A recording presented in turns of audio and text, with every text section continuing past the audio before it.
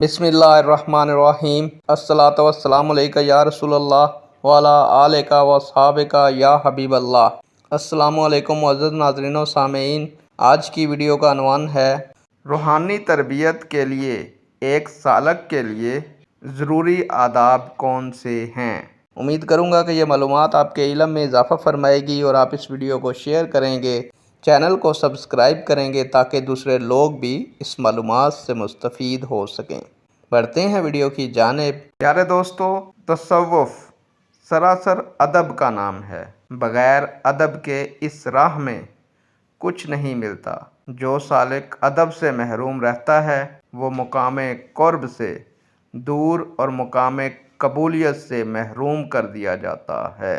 मरबी और रूहानी उस्ताद के सामने सालिक का दस्तूर और तर्ज़ अमल ऐसा होना चाहिए कि वो ना बुलंद आवाज़ में गुफ्तगू करे, ना बहुत ज़्यादा हंसे, ज़बान को खामोश रखे, शेख से ज़्यादा सवालात ना करे, शेख की इत्तबा अपने ऊपर लाज़म करे, खाने पीने सोने बल्कि हर नेक काम को जो शेख व मरबी से सादर हो दुरुस्त समझे, अगरचा वो बज़ाहिर दुरुस्त नज़र ना आए। शेख व मरबी की हरकत व सकनात पर नुक्ता चीनी और एतराज़ ना करे, क्योंकि राई बराबर एतराज़ भी महरूमी के सिवा कुछ नहीं देता। जो भी और जहाँ से भी कुछ फैज़ मिले इसे अपने पीर की तरफ से जाने, अपने आप को मुकम्मल तौर पर अपने शेख के सुपुर्द कर दे, शेख की तरफ हमा वक्त अपनी तवज्जो मरकूज़ रखे, शेख से कभी गलत बयानी ना करें, कभी खियानत का बर्ताव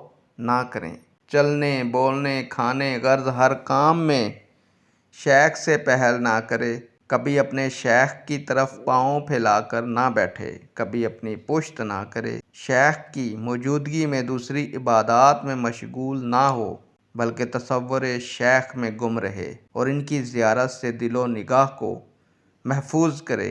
अलगर्ज़ अपनी हस्ती को तलाशे हक़ में गुम कर देना ही दोस्तों असल सलूक है। नेक दुआओं के साथ आपसे इजाज़त चाहूँगा। अल्लाह ताला आपका और मेरा हामी व नासिर हो। अल्लाह हाफिज़।